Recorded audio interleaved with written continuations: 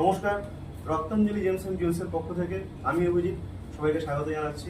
আজকে আমাদের স্টুডিওতে রয়েছেন শ্রী প্রিয়ম শাস্ত্রী। আজকে আমাদের থেকে জেনে নেব জ্যোতিষ সম্পর্কীয় কিছু বিশেষ প্রশ্নাবলী। নমস্কার স্যার। নমস্কার।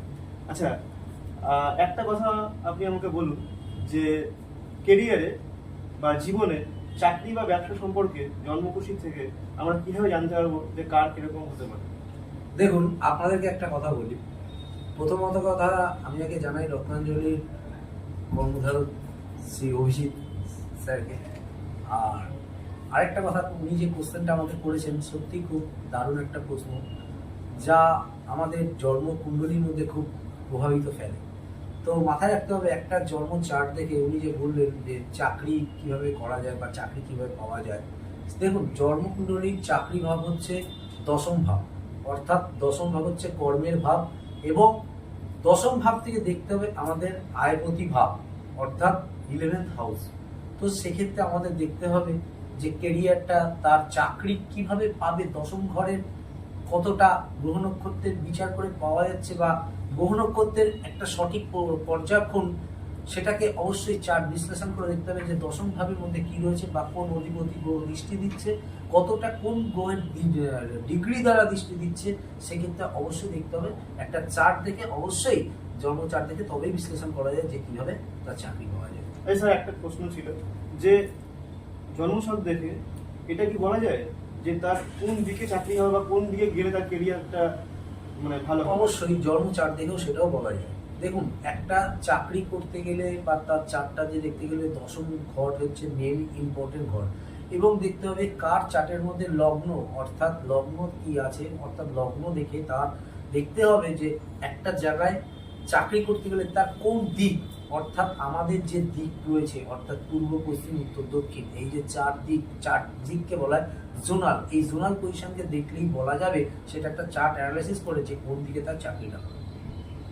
আচ্ছা, আর মানে কোন সেক্টরে হতে পারে সেটা যদি একটু বলেন, কিভাবে জানা যাবে? অবশ্যই দেখুন, কর্মভাব অর্থাৎ দশম ভাব এবং দশম ভাবের সঙ্গে দ্বিতীয় ভাব অর্থাৎ বাক শক্তির সঙ্গে একটা সম্পর্ক আছে, যেটা হচ্ছে যে তার কি ধরনের চাকরি হতে পারে। অর্থাৎ তার যদি শুক্রের স্পেশালিটিস ভাব বেশি থাকে, অর্থাৎ তার দশম ভাবের উপর শুক্রের যদি প্রভাবটা অতিরিক্ত পরিমাণে থাকে, সেক্ষেত্রে কিন্তু তার চাকরি হতে পারে কোনো রকম designer, web designer, graphic designer বা আইটি সেক্টর, এরকম টাইপের কিন্তু চাকরিদার হতে পারে। এবং জন্ম চার্টের সঙ্গে দেখতে হবে দশম ভাবের সাথে তার কি কারণ বসে আছে, এবং তার যদি বৃহস্পতি বসে থাকে, অর্থাৎ সেখানে কিন্তু চাকরি হবে শিক্ষাগতা, আইনগতা, আইন যে চাকরিগুলো হয় সেরকম টাইপের চাকরি। যদি সেখানে রবি বসে থাকে, অর্থাৎ সেখানে হবে কোনো রকম আইনি কাজ, পুলিশি কোনো কাজ, এরকম টাইপের চাকরি কিন্তু সেই জন্ম চার্ট দেখে বলা যায়।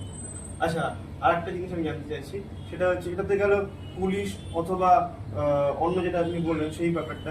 ধরুন কেউ মেডিকেল লাইনে যেতে চাইছে, সেক্ষেত্রে কিভাবে জানা যাবে? বা কেউ যদি ইঞ্জিনিয়ারিং ধরুন লাইনে যেতে, তখন কিভাবে সেটাকে বোঝা যাবে? ধরুন, জন্ম চার্ট দেখে প্রথম কথা দেখতে হবে যে তাদের দশম ঘরে অর্থাৎ 10th হাউসের কি বসে রয়েছে। অর্থাৎ কেউ যদি ইঞ্জিনিয়ারিং এর ক্ষেত্রে যেতে চায়, তাহলে তার হতে হবে বুধ এবং রবি এবং তার সাথে বৃহস্পতির দৃষ্টি। তো সেক্ষেত্রে সেই চার্ট অনুযায়ী ইঞ্জিনিয়ারিং লাইনেও যেতে পারবে, যদি তার ডিগ্রি অনুযায়ী এই বেশি থাকে, অর্থাৎ ডিগ্রি ডিস্টেন্স থেকে বেশি থাকে এবং বছর ফল অ্যানালাইসিস করে দেখতে হবে তার কি বসে আছে, সেক্ষেত্রেও ইঞ্জিনিয়ারিং লাইনেও যাওয়া সম্ভব। তবে ইঞ্জিনিয়ারিং লাইনে যেতে গেলে পরে মঙ্গলকে প্রচণ্ড পরিমাণে স্ট্রং হতে হবে, তবেই সে নিয়ে থাকতে হবে। কিন্তু মঙ্গলের পাশাপাশি রবি, বৃহস্পতি আপনার সঙ্গে নিয়ে সেটাকে থাকতে হবে, তবে গিয়ে সে দেখা যাবে একটা চার্ট বিশ্লেষণ করে তার কোন দিকে যাওয়াটা বেটার হবে। আচ্ছা, আর একটা প্রশ্ন করবো, সেটা অনেকেই জানতে চায়। মানে এখনকার দিনের মানে সবারই একটা আশা যে ভাই আমার কি সরকারি চাকরি হবে নাকি আমার বেসরকারি চাকরি। মানে সরকারি চাকরিটা তো সবাই চায়, তো সেটাই কি করে বুঝবে সরকারি চাকরি? দেখুন, সরকারি চাকরি পেতে গেলে প্রথমত করতে হবে, সব থেকে চার্টের থেকেও বড় কথা একটা বলি কি জানেন তো, আগে হচ্ছে শ্রম। অর্থাৎ আমি যদি মনে করি যে আমি চেষ্টা করব, কর্মের দ্বারা আমি চেষ্টা করব, দৌড়াবো, পরিশ্রম করব, তারপরে আসে লাইফে সাকসেস। তারপরে হচ্ছে আমি মনে করি চার্ট, একটা চার্টে দশম ঘর থেকে বিচার করা, রবি যদি কারো পাওয়ারফুল থাকে বা রবি যদি কারো স্ট্রং পজিশনে থাকে, বৃহস্পতি যদি কারো স্ট্রং পজিশনে থাকে, সে যদি তার তীক্ষ্ণ কর্ম জোরে যদি সে পরিশ্রম এবং সাফল্যকে বয়ে নিয়ে আসে, তবে গিয়ে সে কিন্তু সরকারি চাকরি প্রস্তুত করতে পারে, বসতে পারে। অনেকেই দেখবেন যে সরকারি চাকরি পরীক্ষা দিয়েও পরীক্ষা সাফল্য করতে পারে না। আমি এটাই জানতে চাইছিলাম। আমি আমার কোশ্চেনটা বুঝতে পেরেছি। তো সেই ক্ষেত্রে দেখতে হবে তার রবি বলবান আছে কিনা, তার রবি অ্যাক্টিভ আছে কিনা, বা তার দেখতে হবে দশা অন্তর্দশা কার চলছে, অর্থাৎ রাহুর চলছে না রবির চলছে না, সমস্ত কিছু দেখতে হবে যে তার গ্রহটা কত ডিগ্রি ধরে একটা গ্রহ থেকে দৃষ্টি দেয়, সে দৃষ্টিটা কার দিয়েছে। অর্থাৎ দেখতে হবে তার দৃষ্টির কর্মের ক্ষমতাটা কতটা, সে কতটা একটা কাজকে নিতে পারবে, বা কতটা সে প্রতিস্থাপনা করতে পারবে, বা কতটা সে দৌড়াদৌড়ি করে নিজেকে সাফল্য চূড়ান্ত পর্যায়ে নিয়ে যেতে পারবে। দেখুন, আমি মনে করি একটা চার্টে আমি বলে দিলাম রবি আপনার তুঙ্গস্থ অবস্থায় বসে আছে, সিংহের ঘরে বসে আছে, সেক্ষেত্রে যদি তুঙ্গস্থ অবস্থা বলতে আপনার চার্টের মধ্যে চলছে দশার সময় রাহুর দশা, তো সেক্ষেত্রে যতই পরিশ্রম করুক, যতই দৌড়াদৌড়ি করুক, কখনোই সে চাকরি পাবে না, চাকরি পেতে বাধা হবে। তখন আমরা কি করি, একটা অ্যাস্ট্রোলজারের কাছে আসি, তারা তাদের মতো প্রেডিকশন করে দেন, নিজেকে গাইড করে দেন, তারপরেও সে চেষ্টা করছে, তখন গিয়ে কোনো গোচর ভিত্তিক এবার তারপরে গোচর অ্যানালাইসিস করে দেখতে হবে তার ওই জায়গাটা কর্মের হওয়ার কথা চলছে, ঠিক তখনই তার কিন্তু ওই যে আপনার যে রেমেডি গোচর এবং তার কত ডিগ্রিতে চলছে সেই গ্রহটা, তখনই কিন্তু দেখবেন সেই চাকরিটা হয়ে যাওয়ার সম্ভাবনা 100%-এর মধ্যে 90% থেকে থাকে, বাকি 10% ঈশ্বরের হাতে থাকে। বুঝলাম স্যার, অনেক ধন্যবাদ।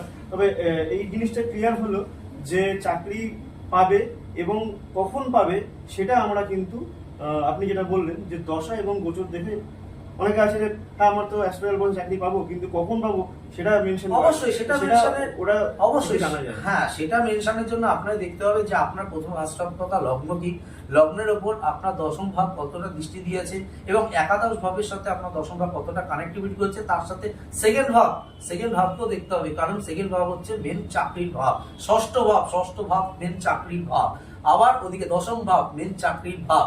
এই যে আপনার সেকেন্ড হাউস, ষষ্ঠ হাউস এবং মানে সেকেন্ড হাউস, সিক্সথ হাউস এবং 10th হাউস, এই হাউসগুলোকে দেখতে হবে। তার উপরে রয়েছে আপনার দশা এবং অন্তর্দশা, অর্থাৎ দশা অন্তর্দশা এবং হাউসগুলো যদি আপনার অ্যাক্টিভ থাকে বা কোনো গ্রহ যদি আপনার প্রচন্ড তুঙ্গস্থ অবস্থায় থাকে, তবে সে ছোটাছুটি করলেও অবশ্যই চাকরি তার পাওয়া সম্ভব। সেইগুলোকে আপনার চার্ট বিশ্লেষণ করে দেখতে হবে, অভিজ্ঞ একজন জ্যোতিষীর দ্বারা আপনারা দেখিয়ে নেবেন, বিশ্লেষণ করে অবশ্যই সে গাইডলাইন দিয়ে দেবে। আচ্ছা স্যার, একটা কথা জিজ্ঞেস করছি, যেটা নিশ্চয়ই দর্শকরাও জানতে চাইছে। অবশ্যই। সেটা হচ্ছে যে স্টোন বা জেমস আমাদের এই কেরিয়ার বা চাকরির ক্ষেত্রে কিরকম ভাবে হেল্প করতে পারে, বা আমরা কিভাবে ধারণ করলে আমরা কি উপকার পেতে পারি? অবশ্যই স্টোন বা জেমস নানা রকম ভাবে দিক থেকে উপকার করে। প্রথমত কথা, স্টোনের মূলত দুটো দিক হয়। এক হচ্ছে আপনারা সঠিক বিচার বিশ্লেষণ করে সঠিক আসল গ্রহরত্ন যাচাই করে আপনারা যদি পড়েন, আপনাদের জ্যোতিষ স্যারেরা যেটা আপনাদের সাজেস্ট করবেন সেটা যদি আপনারা পড়েন, বা আপনাদের নিখুঁত স্টোন দেখতে হবে যে কতটা তার কার্যকরী ক্ষমতা, স্পেসিফাই গ্র্যাভিটি, তার প্রত্যেকটা সার্টিফিকেট নিয়ে পড়বেন, যেটা সেটা সত্যি আদৌ নকল নাকি আসল, এটা যদি আপনারা একদম বিচার করে যদি পড়েন, অবশ্যই সেক্ষেত্রে আমি বলবো অবশ্যই কাজ করবে, অনেকটাই সেক্ষেত্রে কার্যকারিতা হবে। অনেক ধন্যবাদ স্যার, আজকে আপনি এসেছেন স্টুডিওতে, আমাদেরকে গাইড করলেন। আপনারা নিশ্চয়ই বিষয়গুলো জানলেন এবং বুঝতে পারলেন।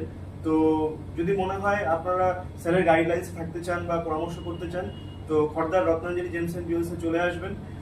আমাদের ডেসক্রিপশনে ফোন নাম্বার দেওয়া আছে, আপনারা বাই অ্যাপয়েন্টমেন্ট ফোন নাম্বারে ফোন করে আপনার অ্যাপয়েন্টমেন্ট বুক করে নিতে পারবেন।